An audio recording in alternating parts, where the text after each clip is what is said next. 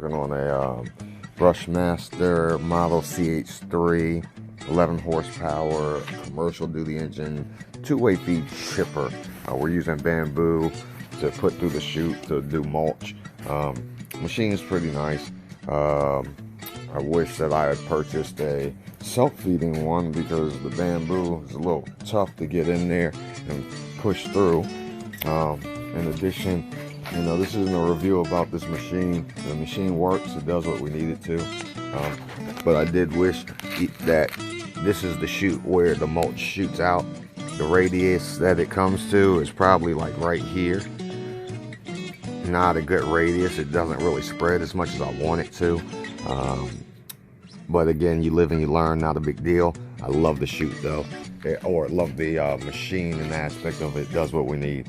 The only problem that we really had with it is the fact that the cover that covers the drive belt broke off here, and it broke off here, and we've only had the machine for like 2 years. I bought it from my parents. They really used it only a couple times, and over the last week we've been really pushing it more than it's ever been used. Been using it every day. So now it's that cover came off and it started flapping up against the belt, and the drive belt went here, and what happened was while it was going wobbling, it ended up cutting up the belt and ripping the belt up. So we ended up going to AutoZone, getting another belt yesterday, and we're going to put the belt on. Now with us putting the belt on, one when you get the belt, just like any belt for a car or serpentine belts, any belt for automobile, you want to go ahead and check over, make sure it's not messed up. If it had teeth, which this one doesn't, you want to make sure there's nothing in the teeth. Also make sure, in our case, we need to clean out all the burn up rubber. As you can see, we want to get it out of the wheel spindles here and out of here, okay? And what we're going to do to put this on, I've already started. We're going to have to loosen these bolts up right here. As you can tell, I use a 3/8 to get it loose. And it gives us a little leeway, a little play here, and a little play here. In addition, there is a block that is more of a tensioner holder, or a tensioner block that screws in. As you can see here, it holds in, it keeps the molders tense or tightened. So what we used is, I used a 11 millimeter to loosen this up. Take this block, set it to the side, and when you remove it, you can see that there's a gap here, and that's for this bolt here, that bolt there. So this whole thing, this whole motor should slide back just enough so that it releases enough tension so that we can get this belt on properly, because as you can tell, it doesn't go on. So I've loosened those up, and I've loosened this one up already, and we're going to do this last one over here, and we'll see what we have.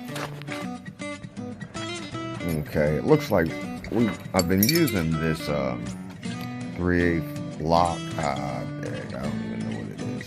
What's it called? To get all the other bolts loose, and it worked good. Unfortunately, with this one, this bolt here, looks like there is a little hump, as you can see right here. So I can't get this lock in there to get it off. So what I have to resort to is using a 13 millimeter, which is going to give me just enough room to go ahead and get this off. So let's go ahead and get that off now. All right, the 13 millimeter was a success. I've gotten this bolt pretty much loosened the way I want. Let's see if we can't shift this whole motor back. All right, let's see what I get. Okay, before I shift it, let me just note that there is a little measuring, a little ruler per se right here, and it's letting me know where this motor was at And I realized after I took the bolts off, yep, this thing will shift for me the way it needs to. I did realize that my motor was sitting at 1.5 inches all the way across here. So with this, and that's what gave the gap right here. So now that I got the motor loose, as you can see now, I can scoot it back and it releases the tension on it. I'm doing it with one hand, so bear with me. All right, let's go ahead and get this belt on, and then we need to put it right back at 1.5 inches, the top of this motor. Okay, so sliding this back doesn't give us still enough room to get this belt all the way on. Gets me right where I need it to go. Well, gets me close. But what's going to happen is we're going to need to tilt the motor just a tad. So what I did was I loosened those back screws up some more. And I'm going to loosen them up even more so that I can tilt the motor just enough to get this belt on and let it sit back down. So let's do that now. Alright, so we got it on. What we did was I ended up putting the belt on here first. And then this only went on half of it. And what I did was force it to spin, and it tilted the motor over enough where we got it in place. Now we have to get this motor slid back up to 1.5 inches and make sure everything is nice and tight on it. And then put the block in and get it bolted. I also unscrewed the bolts a lot. All of them, not just the back ones. That way it would give me enough room or enough leverage so I can put this on. And I can't even pull it back off to show you again, but we got it on. All right, there it is. All right, let me try to get this back in order.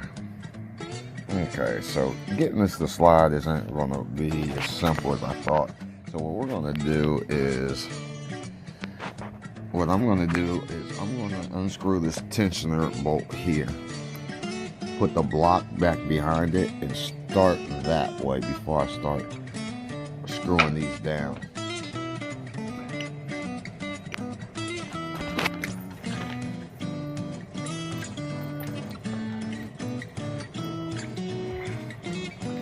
Back this out. Make sure that's where that digs in. Yep, okay. And we're going to screw this in with 11mm and see if I can't get this to push this motor up a little more. Alright, so I screwed it in, got it back at right below 1.5 inches. It also tightened the belt up really good. I'm going to do it some more, but I need to first get these bolts screwed back down tight, or not tight, but good enough where it's sitting completely flush. As you can see, the motor's still tilted a little bit on that side, so I'm going to get that done now. Matter of fact, let me just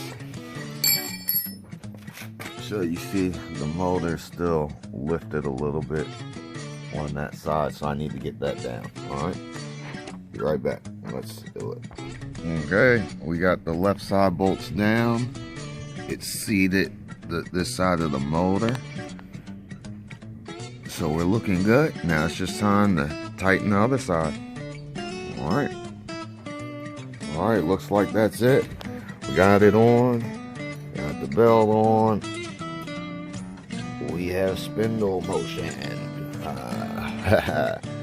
All bolted back at 1.5 inches. Motor's back tightened down. Looks like we're good to go. I mean, I don't know if I want to start this in here, but we'll try it. Now, to prevent this from happening again, I'm going to finagle this cover back on here so it doesn't happen again.